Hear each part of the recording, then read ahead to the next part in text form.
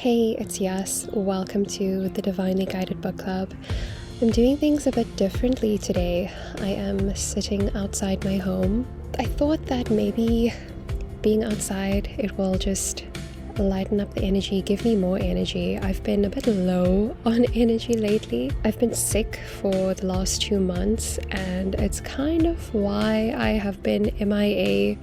I've also been missing my reading buddy so much. Kaylee has had some new exciting opportunities come up for her, and she has been busy, a good busy, and I'm super happy for her. So I've just been avoiding doing the book club recordings because I'm like, how do I function without my reading buddy? But I thought, let's just find a way to make this work. So let's see if being outside helps today. There will be some background noise, but I think it'll actually be good for both you and me. I think we need nature. We need the outside elements to ground us and to just make us feel more at ease, because nature is, at least my opinion, nature is so at ease and there's so much peace. Like, if you look at a tree, like this tree right here, it's just chilling. Like, there's no rush to do anything, there's no rush to bloom, there's no pressure to look a certain way. They just exist, and it's awesome. So it's actually really nice being out here. I come out here almost every day. I bring my cat here for walks every morning, and sometimes I come out here myself and I just have a cup of coffee, or I'll bring my journal. It's really so soothing and peaceful to be out here. It's my first time recording something out here, so this is exciting. We'll see how it goes. So I thought that I will check in on the reading season, being guided by the universe. How's it going for you? What are you reading? Have you noticed that you've been guided in a certain way? Have any signs been showing up for you?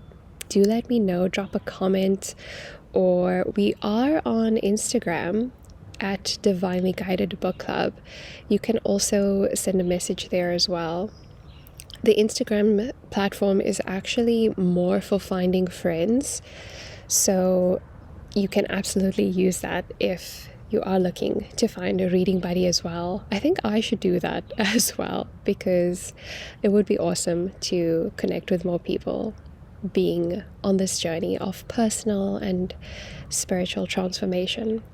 So with me, I've been reading Guided by Lynne Jackson.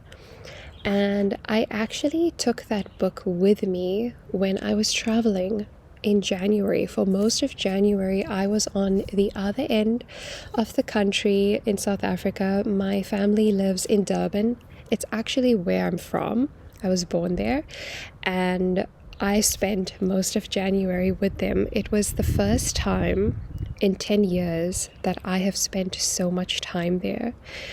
And it was so wonderful. I wonder if that book being with me and guiding me on my path right now had anything to do with it, because I was reading that book while I was traveling, while I was at the airport, while I was on the plane, while I was at my family's home. And my family and I actually traveled a bit throughout Durban, and we even left Durban and traveled further up KZN and even to the south. So we went north and south. We went a bit west as well, towards Drakensberg, if you're familiar with that area. Not in Drakensberg, but going in that direction. We went to a place called Midlands, and we spent the weekend there and touring the area. We also got to see the capture site for Nelson Mandela, and there's a museum there, and that was so fascinating. It was for the first time that it actually hit me, the significance of Nelson Mandela's life and what it meant for the people of this country and for the people of the world. Like, I've always known that Nelson Mandela is an extraordinary person, but it was only now, being at that capture site, that I could feel on a soul level, this person came here to show people how to break free from suffering and how to empower yourself and to continuously move forward. If there's something that you believe in, to go forward even if it risks your idea of comfort and safety, even if it means that your life might change for the worse, because what is good and bad, really?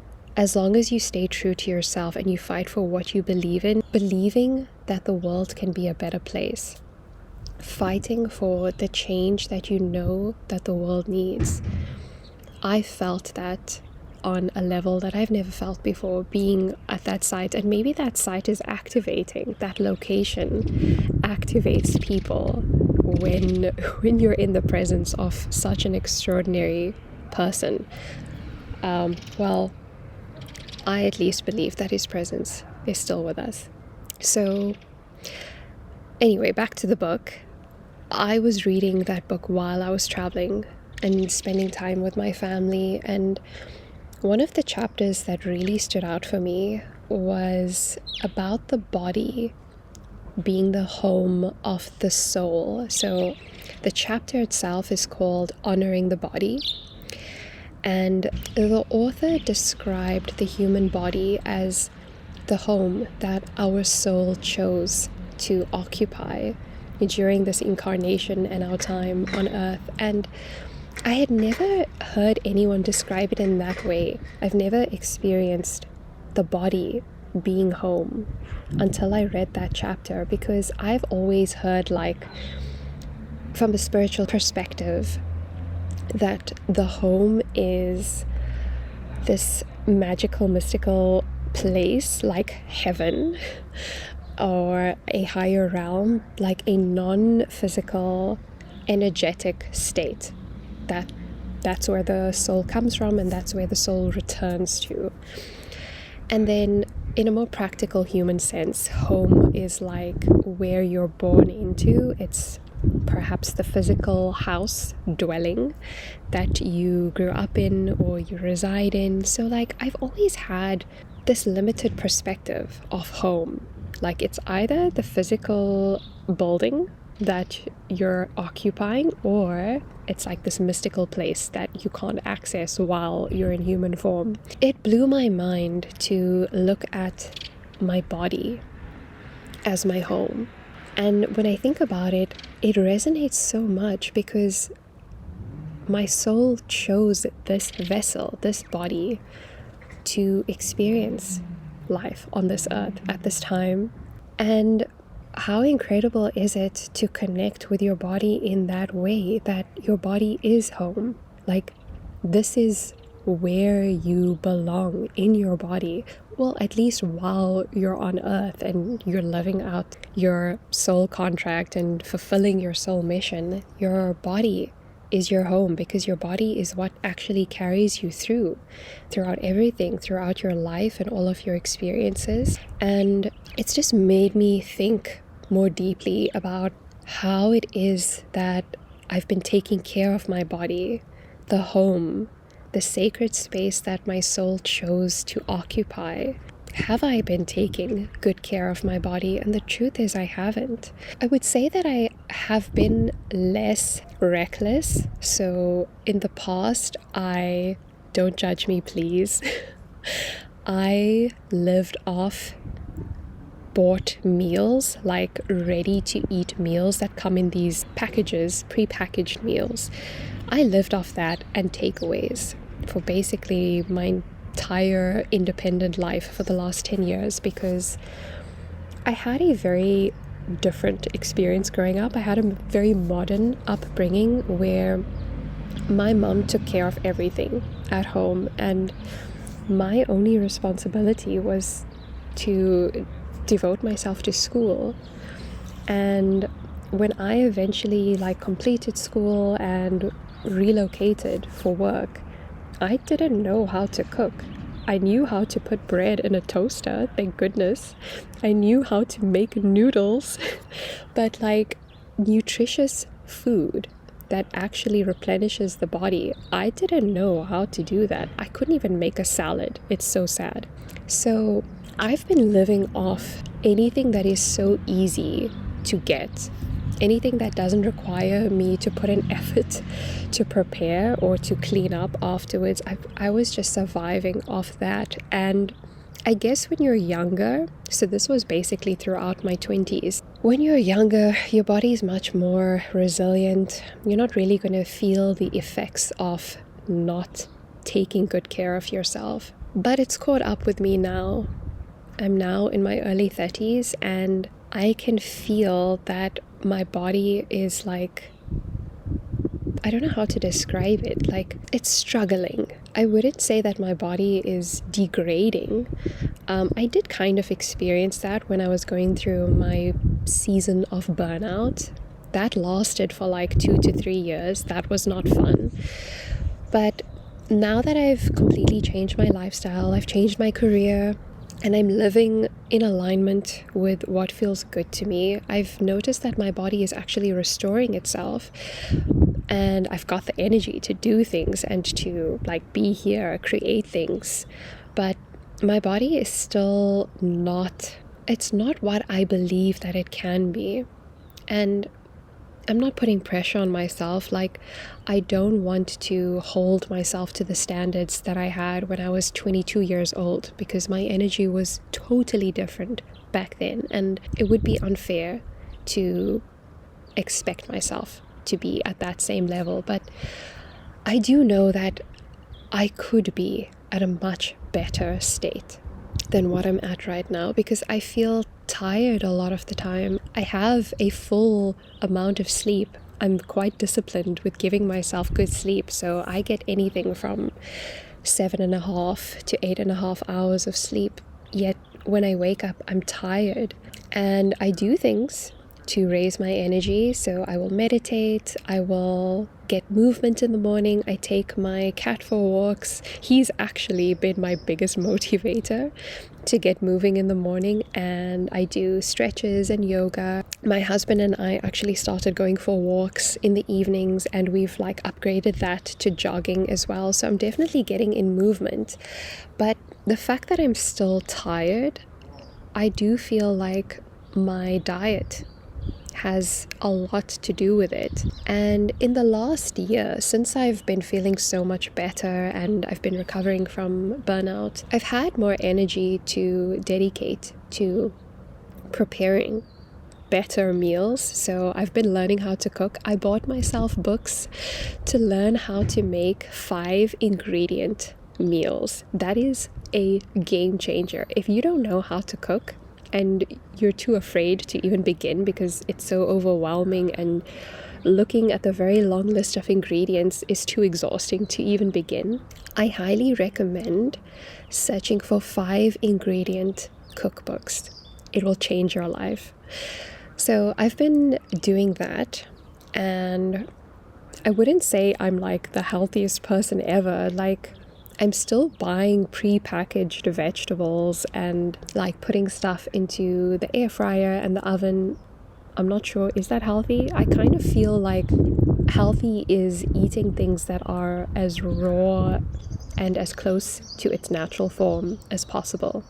I don't know. Let me know what your idea of healthy eating is. But I've at least cleaned up my eating significantly, and I have noticed a difference. The fact that I am able to dedicate myself to work and projects again, that tells me that I'm doing something right, but I know that I can definitely do much better.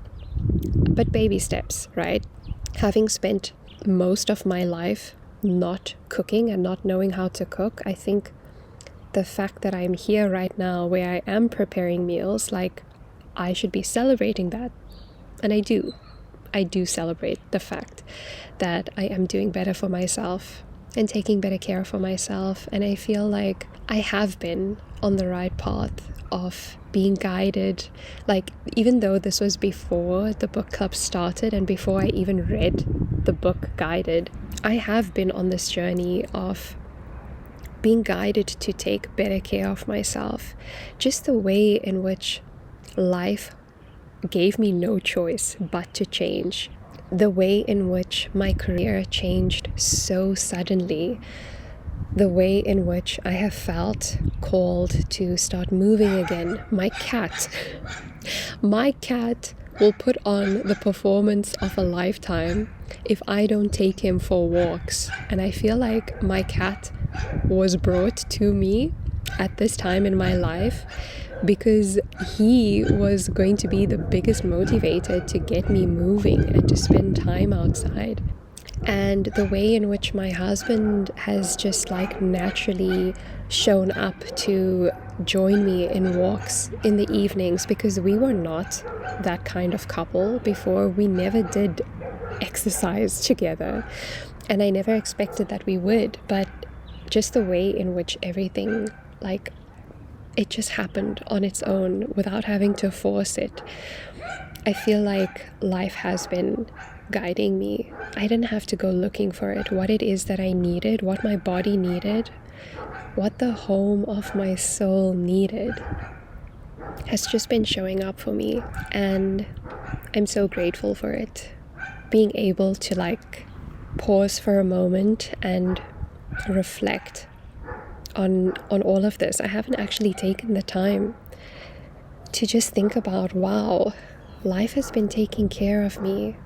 Life has been giving me the opportunity to take better care of my body. It's quite amazing. Like, these are the things that I look at and think, wow, this is the miracle.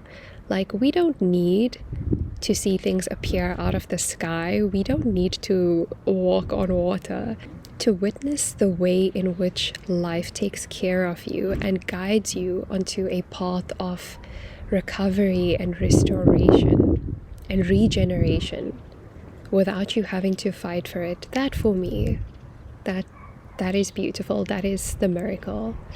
And so I thought that this would be cool to share with you. Like, it's not